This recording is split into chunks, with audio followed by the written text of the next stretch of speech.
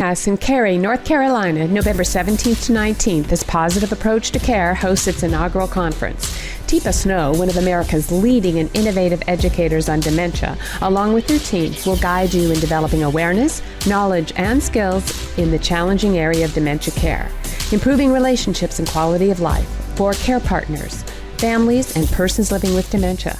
Sign up today at teepasnow.com. Until there's a cure, there's care.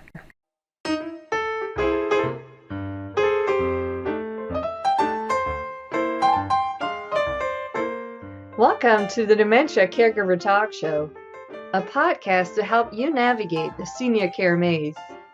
Learn and laugh with us as we discuss creative solutions and ideas to common and uncommon dementia care challenges, and how to make sense of the senior care industry and options, even if you're not a professional.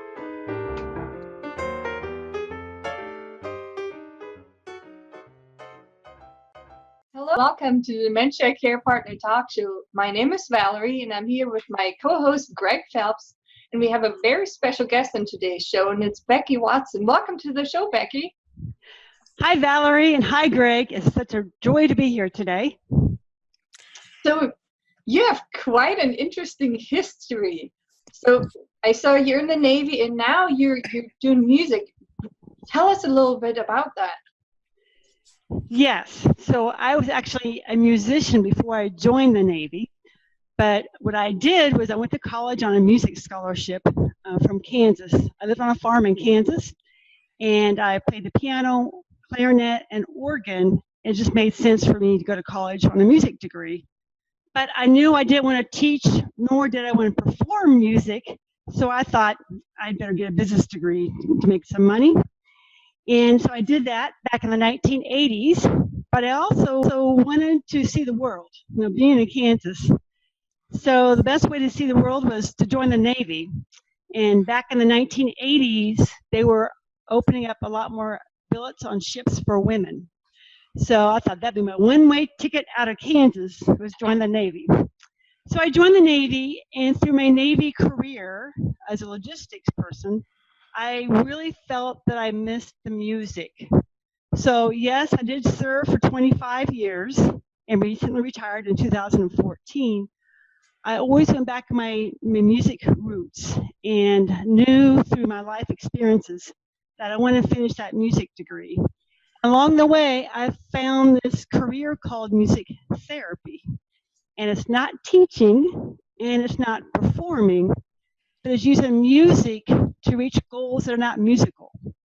So the goal here with music therapy is using music as a tool to elicit change. And to kind of find out that's actually a degree in music with lots of classes in biology, psychology, and first and foremost, you're a musician first, but we are trained and clinically trained on how to use music to elicit change. And also part of a music therapy degree is an internship. And during my internship at a mental health facility, I worked with a lot of individuals with dementia in the mental health facility, as long as adults with mental illness. But I found that I really loved working with those older adults. But why did I go from the Navy to a degree in music therapy? It was really my mother. My mother was my biggest cheerleader. Several years ago, about 20 years ago, she was diagnosed with cancer. And through all my journey through the Navy, but before the journey through the Navy, my mom really loved the way I played music. And when I discovered music therapy, I helped her through her diagnosis, and eventually she passed away in 2005. But I found that the music helped me more than helped my mom. And she was passing on, and she did pass on quite quickly. I promised my mother that when I retired from the Navy, I would go back to school and finish that degree in music therapy. And that's what I did. And I just love what I do. It helps people, it helps them not only with their own wellness, but also helps with dementia. But I'm really, really honored to be able to do what I love, to make a change, to make a positive difference in everybody's life, not just the care partners, people with dementia. So I've been in business for 6 years, love what I do, and really motivated to share how music can help us with our wellness during the PAC conference. Becky, first of all, thank you very much for your service, and also apparently your husband as well, a family who has served. It's important to Americans and to us Canadians as well that people continue to do that. So hats off to you, and thank you very much for that. Prior to today's show, I was just kind of curious because, you know, when you read the bio, you see Captain, and then you see, you know, you're there with a tambourine on the front, and, you know, so I was thinking to myself, okay, Captain. So I Google searched, you know, me and Dr. Google, we're good friends. Did you know that there are over 50 songs with the word Captain in the title? I did not know that. I'm not surprised, but yes. Useless trivia. You know, ride, Captain of our heart. I'm your captain, Captain Jack, the captain, my captain. Not too sure about this one. You've had experience with this, but Captain Jim's Drunken Dream, I'm not too sure about that. Maybe you know Jim, maybe you don't know Jim. I don't know. I know Captain Morgan. Another famous captain. And then, of course, I figured, well, here's a name for you. This is Captain Sunshine here with us. So, you know, apparently you fit into the musical, you know, you can draw the parallel between the two. That's why you were obviously drawn back to this. Okay, so you did the Navy, you were musical before that, now you went out and finished things off. What are you doing with this? I mean, you know, it sounds like a marvelous opportunity, but what does one do with music? Okay, as a music therapist, I have my own company. It's called Music for Wellness, but we really specialize with people living with dementia. And so I started a business where I really go out to retirement communities and do music therapy programs for the individuals living with dementia. But also, before I finished my music therapy degree, I was also trained as a health rhythms facilitator, which is a group empowerment drumming program backed by research by neurologists that show that drumming actually optimized and improved our wellness.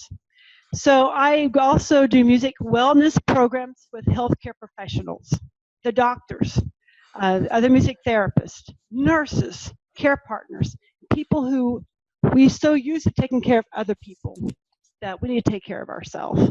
And so my business also helps healthcare professionals. I partner with our medical facility, our medical college here in Norfolk, Eastern Virginia Medical School. So I also train a lot of the medical students in the geriatrics department on how they can use music and specifically drumming and rhythm to help with their wellness and self-care. My philosophy, you know, self-care is not being selfish. Self-care is for sustainability and for survival, especially for people that are living with dementia and their care partners. And nice thing about the music wellness programs that I do, the people living with dementia can also participate. So over the last 6 years, I have about 12 different retirement communities that I provide services for, and numerous places where I do presentations on music wellness programs. So where did you sort of tie this in with PAC? I know that TIPA is really big on music so many times a day through the engagement process. I see you're certified as an engagement leader, a trainer, a coach, a consultant. I think we must be twins or something, but I don't play instruments. People ask me not to. I don't sing. People ask me to sing solo. They can't hear me. So we leave it up to people like yourself. How did you get exposed to PAC? Well, TIPA lives in North Carolina, which is next to Virginia. So she does come to Virginia frequently. So 5 years ago, when I was first out and working on my business, we brought TIPA Snow up to Norfolk, Virginia, Virginia Beach several times. And I loved her philosophy and her style. So one of the events that she had in my hometown, I asked the board of directors of this event, can I do a drum circle? Can I do a music circle between breaks, you know, in the breaks, something to as an icebreaker? And the board that had this conference loved the idea. So about 5 years ago, during one of her speaking engagements, during the break, I did a drum circle. And I knew what I loved TIPA was she grabbed the drum and drummed with us. And TIPA gets music. She's an occupational therapist, so she understands the credentials, she understands the training that we go through.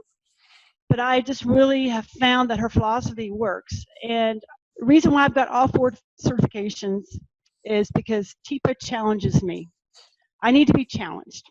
And I find when I use her approach, I go to her trainings, I use her approach with all my clients. I help train other care partners, and it works. I mean, that's the bottom line, it works. And it makes me a much better music therapist because of it. So mutually beneficial, because I mean, obviously at PAC, we're learning from you about the benefits of music and how to actually do it. And you're benefiting from PAC and the way the approach is, and recognizing what's preserved in people and what you have to work with. So it sounds like a good marriage. It's a great marriage, a great partnership. She loves, and she has many, many musical anecdotes. You know, you dance together, you dance the tango. I mean, she gets music, and she's got a really good musical voice, by the way. She does, yeah. She can actually sing, yeah.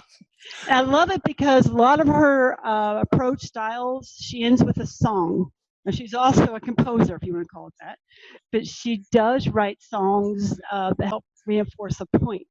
And that's one other thing I love about it. You know, we learn our ABCs by singing the ABCs.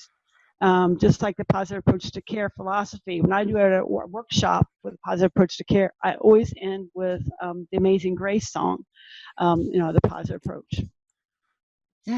So at the conference, are you going to be there as a speaker, or are you there to drum for us? What are we going to get from Becky, or a little bit of both? You're going to get a lot of both, but I am one of the speakers on the first day of the conference on that Monday. And the title is Energizing Music and Optimizing Wellness Through Evidence-Based Approach. So I'm just going to give you a little example what to expect when you come to TIPA's conference.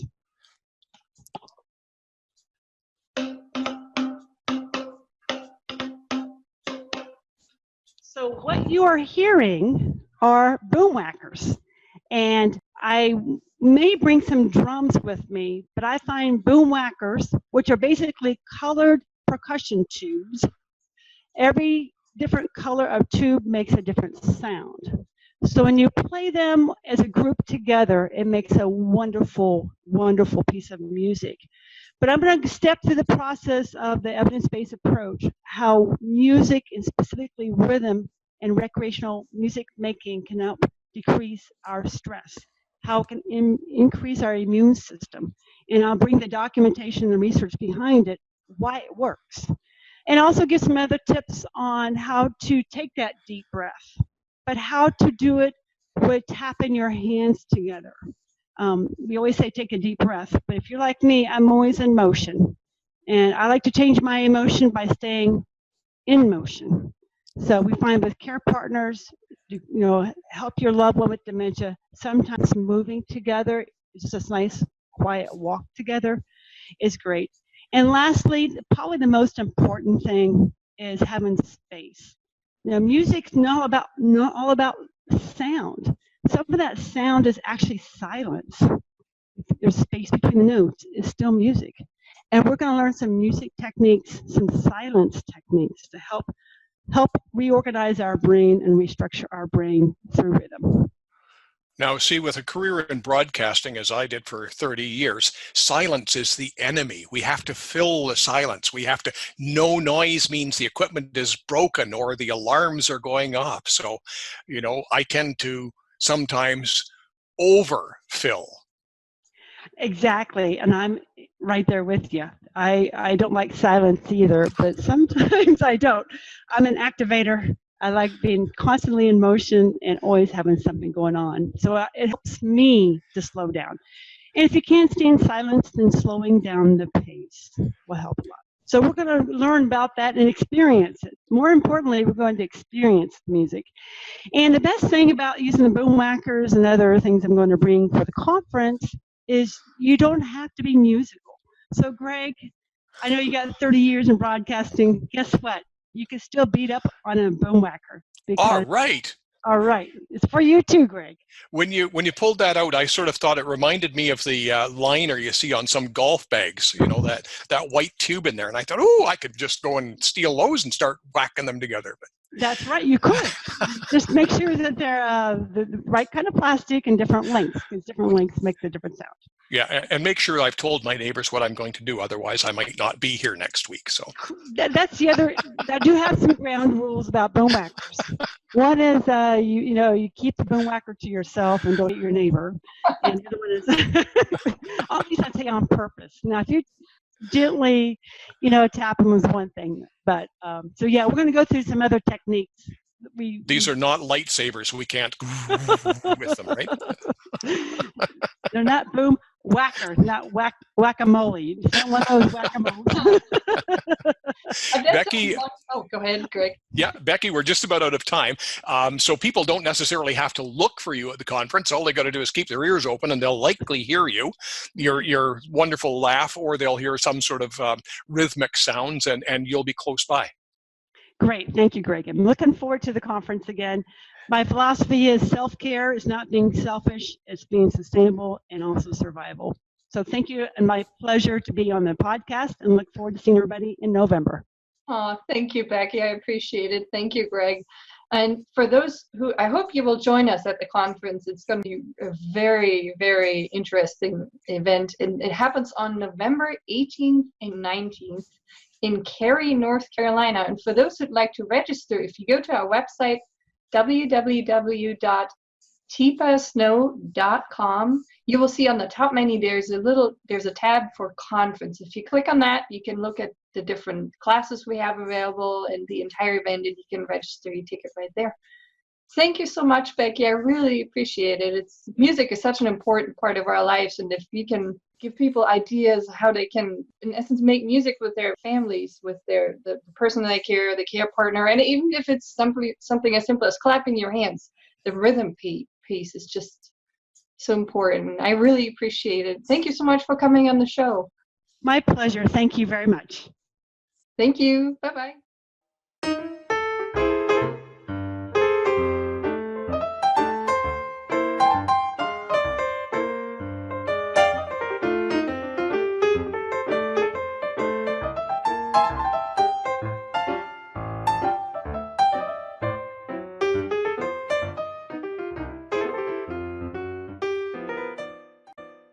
In Cary, North Carolina, November 17th to 19th, as Positive Approach to Care hosts its inaugural conference.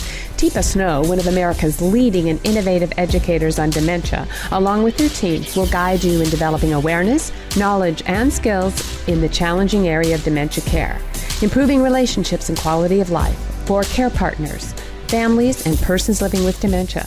Sign up today at tepasnow.com. Until there's a cure, there's care.